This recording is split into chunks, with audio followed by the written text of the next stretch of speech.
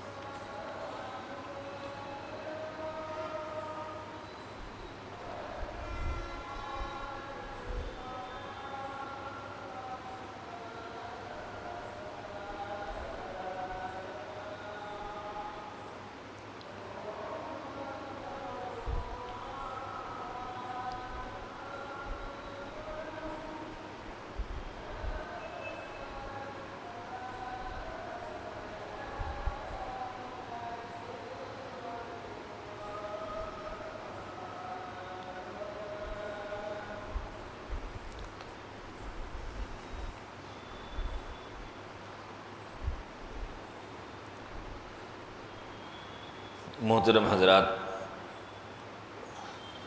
ابھی آپ کے سامنے ایک روایت حضرت عبداللہ ابن عمر رضی اللہ تعالیٰ عنہما کی اور ایک روایت حضرت ابو ہریرہ رضی اللہ تعالیٰ عنہ کی آپ کے سامنے میں نے پڑھی ہے۔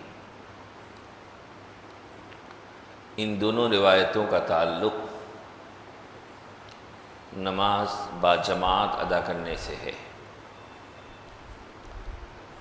ہم سب جانتے ہیں کہ جو 5 وقتہ فرض نمازیں ہیں، ان فرض نمازوں کو باجماعت مسجد میں ادا کرنا ہم مسلمانوں پر لازم ہے۔ مردوں کے لیے یہ حکم ہے، عورتوں کے لیے یہ حکم نہیں ہے۔ اب باجماعت نماز ادا کرنے کی تشریعی حیثیت، شرعی حیثیت کیا ہے؟ بعض فقہا اسے سنت مؤکدہ کہتے ہیں، بعض اسے واجب کہتے ہیں، لیکن بہرحال احادیث سے پتہ چلتا ہے کہ ہم سب کو اس بات کا مکمل اہتمام کرنا ہے کہ ہماری 5 وقتہ نمازیں مسجد میں باجماعت ادا ہوں۔ یہاں پہ جو روایت پہلے میں نے پڑھی ہے، جو عبداللہ ابن عمر رضی اللہ تعالیٰ عنہ سے مروی ہے، وہ فرماتے ہیں کہ رسول اللہ صلی اللہ علیہ وسلم نے ارشاد فرمایا کہ جماعت کی نماز تنہا نماز کے مقابلے میں 27 گنا بڑھ کے ہے، 27 درجہ افضل ہے۔ ظاہر سی بات ہے کہ ثواب کی بات بتائی جا رہی ہے کہ تنہا نماز کے مقابلے میں باجماعت نماز کی فضیلت 27 گنا بڑھ کے ہے، اس میں 27 گنا زیادہ ثواب ملتا ہے۔ اور حضرت ابو ہریرہ رضی اللہ تعالیٰ عنہ فرماتے ہیں کہ رسول اللہ صلی اللہ علیہ وسلم نے ارشاد فرمایا کہ کسی انسان کی جماعت کے ساتھ نماز یہ اس کے گھر اور بازار کی نماز سے 25 گنا بڑھ کے ہے۔ تو اوپر والی روایت میں بات آئی کہ باجماعت نماز تنہا نماز کے مقابلے میں 27 درجہ بڑھ کے ہے، اور اس روایت میں ہے 25 گنا بڑھ کے ہے۔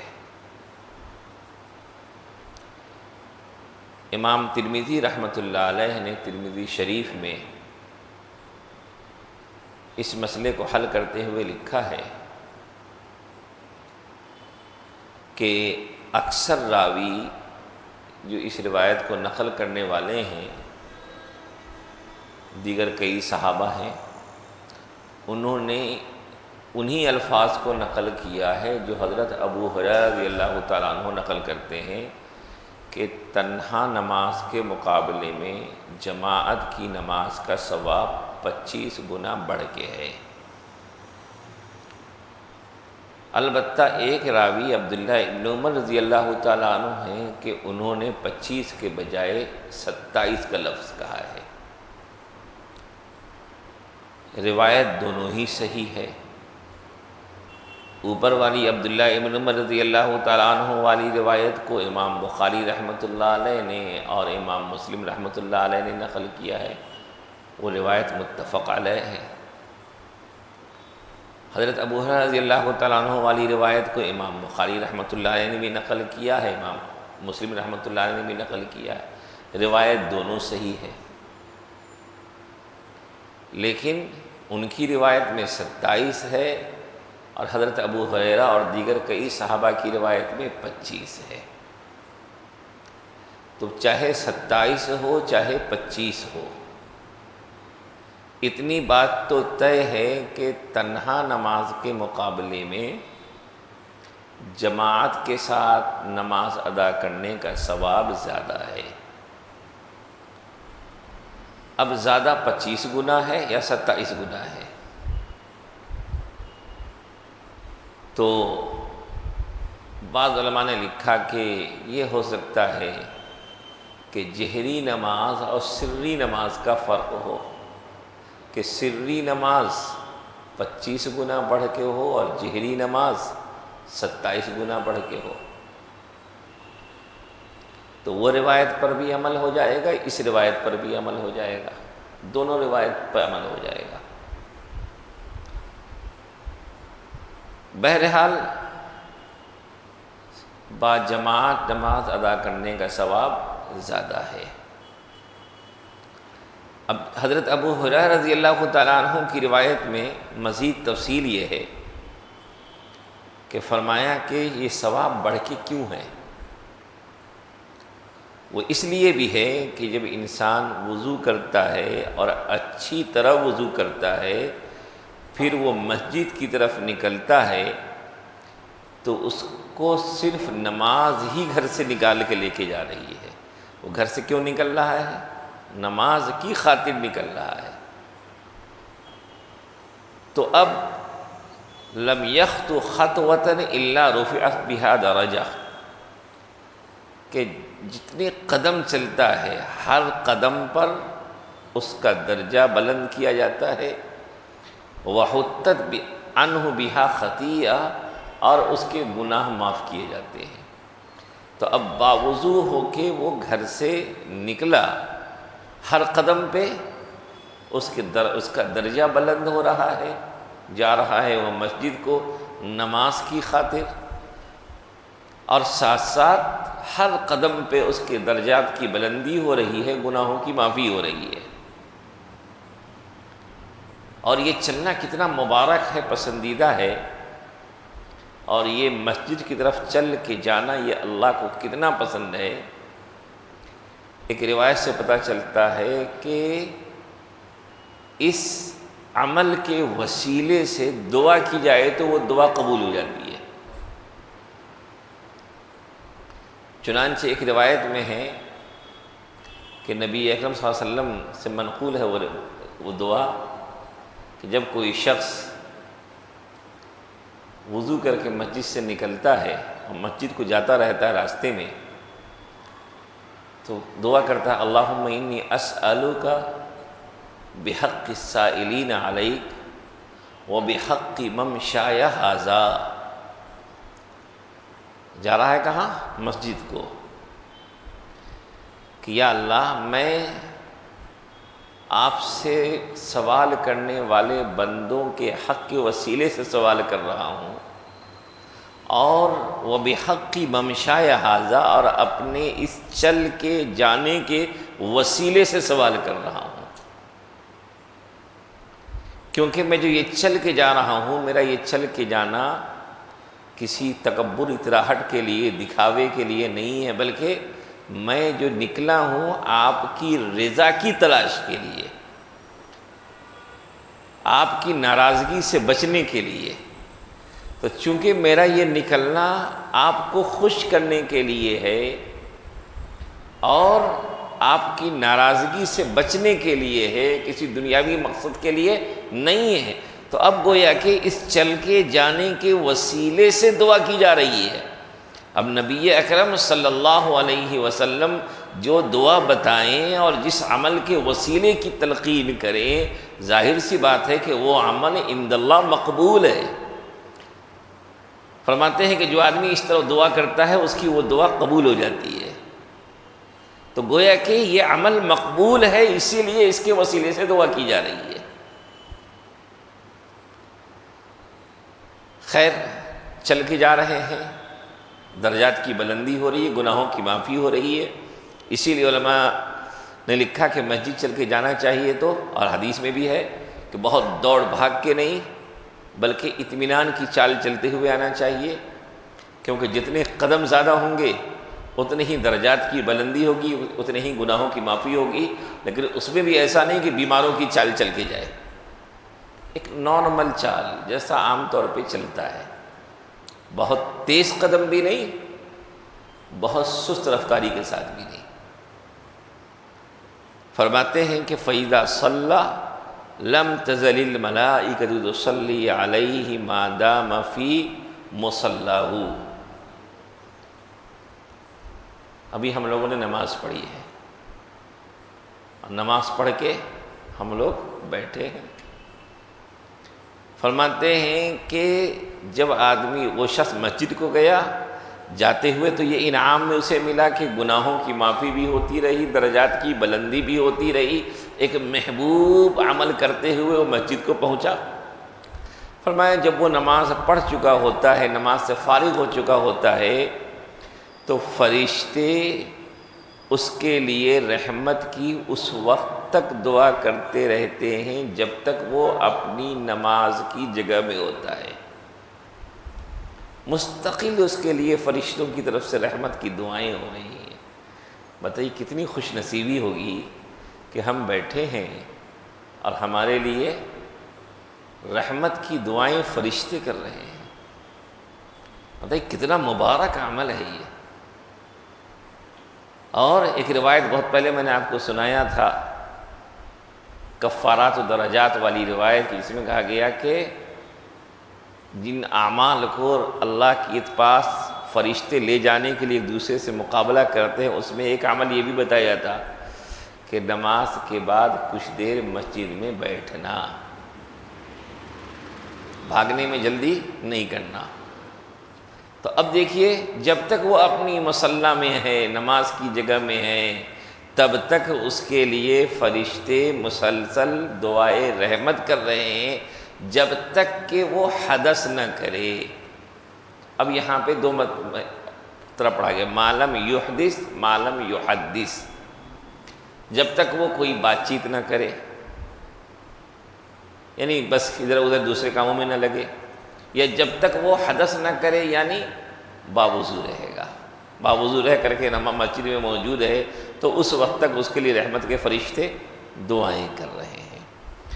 تقول اللہم صلی علیہ اللہم ارحمہ، یا اللہ یا اللہ اس پر رحمت نازل کیجیے، یا اللہ اس پر رحمت نازل کیجیے۔ بتائیے کتنی مبارک ہماری وہ نشست ہے، کتنا مبارک وہ وقت ہے ہمارا کہ ہم رحمت کے فرشتوں کے ذریعے رحمت کی دعائیں حاصل کر رہے ہیں۔ وَلَا يَزَالُ فِي صَلَاةٍ مَنْ انْتَظَرَ الصَّلَاةَ، اور وہ اس وقت تک مسلسل نماز میں شمار کیا جاتا ہے، اور اس کو نماز میں نماز پڑھنے کا ثواب ملتا رہتا ہے جب تک کہ وہ نماز کا انتظار کرتا ہے۔ گویا کہ مسجد میں آنے کے بعد ہم نے تحیۃ الوضو، تحیۃ المسجد جو بھی پڑھنا ہے پڑھ لیا، ابھی دیکھا کہ نماز کی جماعت میں وقت باقی ہے۔ آج کل عادت ہم لوگوں کی ہو گئی ہے بالکل گھڑی دیکھ کر کے مسجد کو جاتے ہیں، نہیں، یہ بھی محرومی والی بات ہے۔ مسجد جتنی جلد جائیں گے اتنا ہی وہ ہمارے لیے خیر ہے۔ فرمایا کہ ہم مسجد کو جا رہے ہیں، نماز کے انتظار میں جتنی دیر ہم مسجد میں بیٹھے رہیں گے مسلسل نماز پڑھنے کا ثواب ہمیں ملتا رہے گا۔ ظاہر سی بات ہے کہ اگر ہم گھر پہ بیٹھے رہ گئے، ٹائم تو کہیں بھی گزرنا ہی ہے، وقت تو کہیں بھی گزرنا ہی ہے، لیکن اس وقت کو ہم نے ادھر ادھر ضائع کر دیا، اور بعد میں دیر سے تو ایک تو تکبیر اولیٰ چھوٹنے کا خوف، دوسرے یہ کہ وقت تو وہاں بھی گزر رہا ہے، یہاں آ جائیں گے پہلے تو ہمارا فائدہ یہ ہوگا کہ جتنی دیر ہم نماز کا انتظار کریں گے اتنی دیر تک ہمیں نماز پڑھنے کا ثواب ملتا رہے گا۔ کتنی مبارک بات ہوگی۔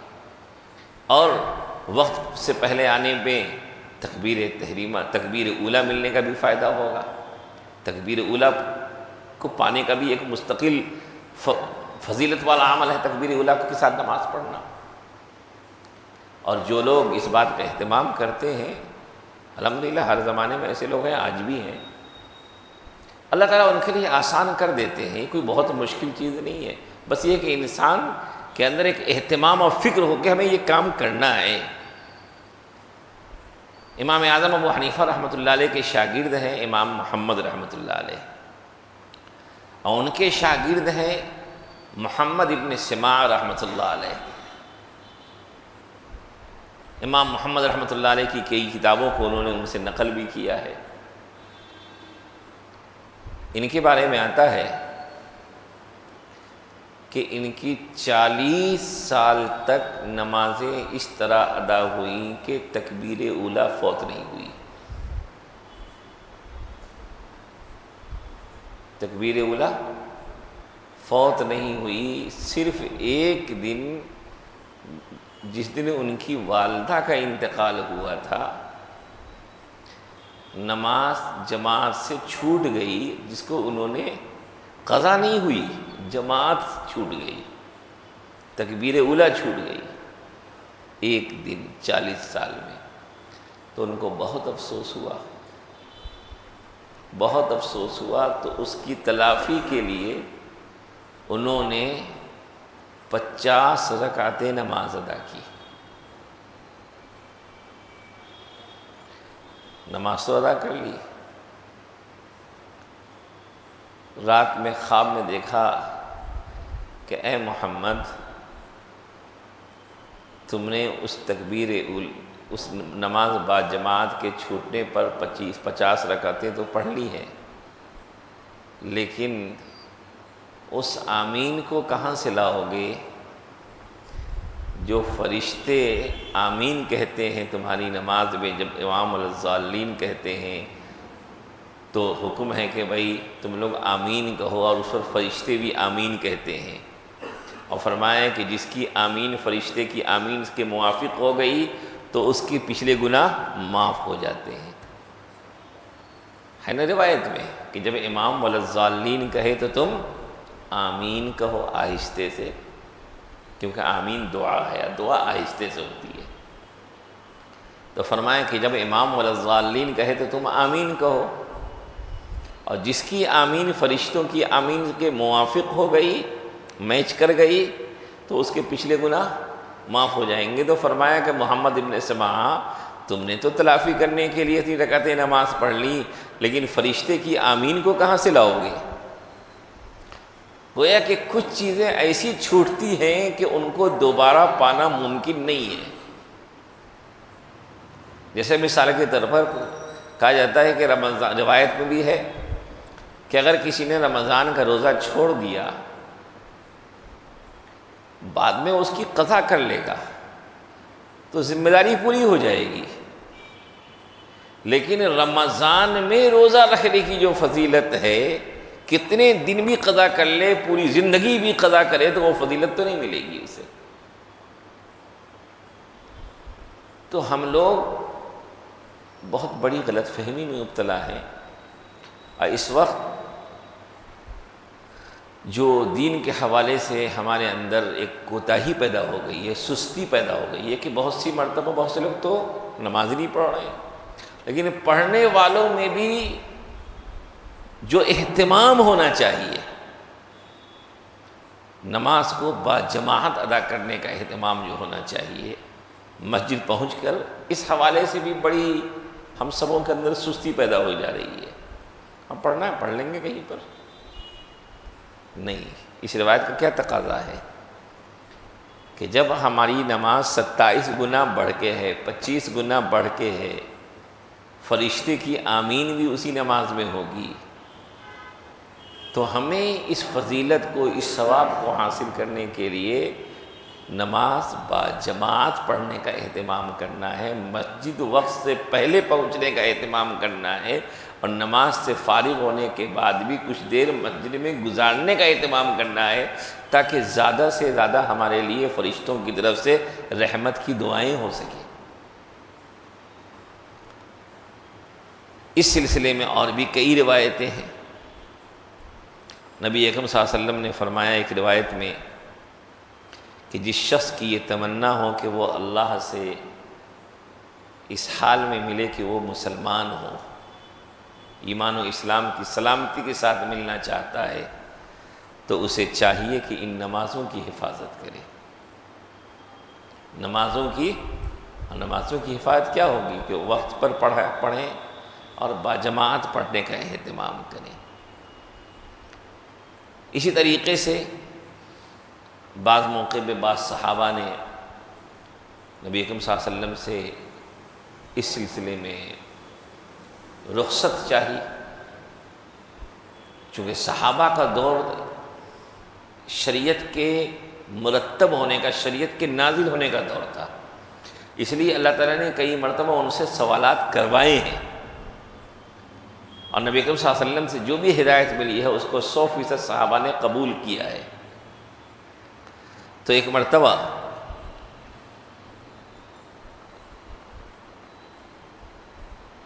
ایک صحابی نے پوچھا، یا رسول اللہ، مدینے میں کیڑے مکوڑے بہت زیادہ ہیں، اور بہت زیادہ یہاں پہ درندے وغیرہ بھی اطراف میں رہتے ہیں،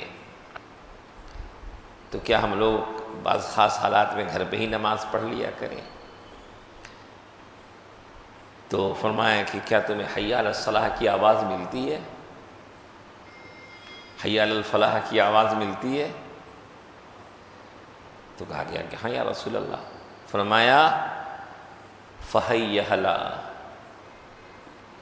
تب تو آؤ مسجد کو، یعنی تمہیں مسجد میں آ کے ہی نماز ادا کرنی ہے، مسجد میں آ کے ہی نماز ادا کرنی ہے۔ اور ایک روایت ہے حضرت ابو ہریرہ رضی اللہ تعالیٰ عنہ سے کہ رسول اللہ صلی اللہ علیہ وسلم نے فرمایا کہ اس ذات کی قسم جس کے قبضے میں میری جان ہے، میں نے یہ ارادہ کر لیا ہے کہ میں لکڑی کے جمع کرنے کا حکم دوں، پھر اس میں آگ جلوائی جائے، پھر میں حکم دوں نماز کا، اور اس کے لیے اذان ہو جائے، اور ایک آدمی کو میں نماز پڑھانے میں لگا دوں، اور پھر میں لوگوں کے پاس جاؤں، ان لوگوں کے پاس جو جماعت میں نہیں آئے ہیں، اور ان کے اوپر ہی ان کے گھر کو جلا دوں۔ نبی رحمت جو اپنی امت کی ادنا تکلیف پر تڑپ جاتے تھے، آخر گھر کو اوپر سے جلا دینے کا ارادہ کر رہے ہیں، گویا کہ یہ چیز ان کی نظر میں بہت خطرناک ہے، ورنہ کوئی چھوٹی غلطی پر آپ اتنی بڑی سزا کا ارادہ نہ کرتے۔ آپ تو نبی رحمت ہیں، اپنی امت پر بڑے مہربان ہیں، اتنی سخت سزا کا آپ ارادہ کر رہے ہیں، گویا کہ یہ جرم، یہ غلطی بہت بڑی ہے۔ اس لیے بھائیوں، ہم سب کو اس بات کا اہتمام کرنا ہے اور اللہ سے اس بات کی ہم سب کو توفیق بھی مانگنی ہے کہ اللہ ہمیں نمازوں کا پابند بنا دے اور نمازوں کی پابندی ہمیں باجماعت نصیب فرمائے، اور ہم سب کو بھی جماعت کی اہمیت کو سمجھنا ہے اور سمجھتے ہوئے باجماعت نماز ادا کرنے کا اہتمام کرنا ہے۔ اگر دل میں اہتمام ہوگا تو جو بھی رکاوٹیں آئیں گی ان کا حل نکل جائے گا۔ پہلے ہمارا من تیار ہو، پہلے ہمارا من تو تیار ہو، پہلے ہم ایک چیز ٹھان تو لیں، کرنے کا ارادہ تو کر لیں، اس کے بعد اللہ آسان کرتے ہیں۔ لیکن اگر ہمارے ہی من میں چور بیٹھا ہو تو بھی چھوٹی چھوٹی بات بھی عذر بن جائے گی، چھوٹی چھوٹی بات بھی عذر بن جائے گی۔ یقیناً شریعت کی طرف سے رخصت ہوتی ہے، بعض خاص حالات میں رعایت ہوتی ہے، لیکن ان کو اگر ہم ذہن میں رکھتے ہوئے کہیں تو چھوٹی چھوٹی بات بھی ہمارے لیے بہانہ بنتی جائے گی۔ ہماری شریعت بڑی آسان ہے، لیکن مختلف بہانوں کو عذر بنا کر کے عمل میں کوتاہی کرنا یہ تو اچھی بات نہیں ہے۔ اس لیے بھائیوں، نماز باجماعت ادا کرنے کا ہم سب کو اہتمام کرنا چاہیے، کیونکہ نماز باجماعت ادا کرنے کا ثواب ہی کچھ اور ہے۔ یہاں پہ روایت ہے، نبی اکرم صلی اللہ علیہ وسلم نے فرمایا کہ جو شخص عشاء کی نماز باجماعت ادا کر لیا، کہیے الحمدللہ، ہم لوگوں نے ادا کر لیا، کہیے الحمدللہ، کہیے بھائی، اللہ کی کوئی ہم نے ہمارا اپنا کوئی اللہ نے کروایا تو اس پر تو اللہ کی تعریف کریں گے نا، اللہ کا شکر ادا کریں گے۔ نبی صلی اللہ علیہ وسلم نے فرمایا کہ جو شخص باجماعت عشاء کی نماز ادا کر لیا، کان لہ قیام نصف لیلہ، تو اس کو آدھی رات عبادت کرنے کا ثواب ملے گا۔ گویا کہ وہ آدھی رات اس نے عبادت میں گزار دی، حالانکہ وہ کھایا بھی، پیا بھی، ادھر ادھر آیا بھی، گیا بھی، کئی اپنے کاموں کو کیا، لیکن اللہ تو نوازتا ہے نا بھائی۔ اللہ کے یہاں بخشش کے بہانے ہیں کہ جس نے باجماعت عشاء کی نماز پڑھ لی تو اس کو آدھی رات عبادت کا ثواب، اور ومن صلی العشاء والفجر فی جماعہ کان لہ قیام لیلہ، اور جس نے عشاء کی نماز کے ساتھ ساتھ فجر کی نماز کو بھی باجماعت ادا کر لیا، باجماعت عشاء بھی باجماعت، فجر بھی باجماعت، تو اس کو پوری رات عبادت کا ثواب مل جائے گا، پوری رات عبادت کا ثواب مل جائے گا۔ یہی وہ باتیں تھیں، تو اسی لیے صحابہ خود کہتے ہیں کہ ہم میں سے صحابہ کرام کا معمول یہ تھا کہ اگر کوئی خود سے چل کے نہیں آ پاتا تو سہاروں کے ذریعے، 2-3 لوگوں کے ذریعے، بسا اوقات سہارے کے ذریعے بھی اس کو مسجد میں لایا جاتا اور مسجد میں آ کر کے صف میں کھڑے ہو کے وہ نماز پڑھتا تھا۔ یہ اہمیت تھی صحابہ، کیونکہ جانتے تھے کہ کیا ہے، کیا ثواب مل رہا ہے اس میں، تو کسی بھی طرح مسجد آ کر کے نماز ادا کرنے کی کوشش کرتے تھے۔ اور آج ہم لوگ چھوٹے چھوٹے بہانوں سے بھی یہیں پڑھ لیں گے، وہیں پڑھ لیں گے، بعد میں پڑھ لیں گے، دیکھا جائے گا۔